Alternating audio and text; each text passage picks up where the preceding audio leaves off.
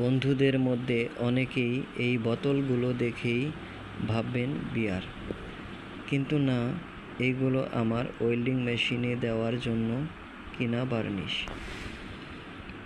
প্রতি বছর ঈদের আগে আমরা যেমন নতুন পোশাক পরে থাকি, ঠিক তেমনি আমার এই মেশিনগুলোকেও নতুন বার্নিশে সাজাই, কারণ এদের ঘাম ঝরা পরিশ্রমেই তো চলে আমার সংসার।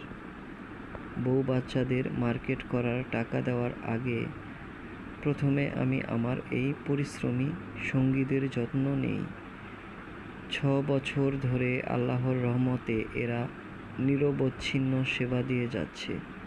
সময়ের সাথে মেশিনের যত্ন না নিলে কর্মক্ষমতা কমে যায়, আর ঠিক যত্ন নিলে এরা হয়ে ওঠে সত্যিকারের রত্ন।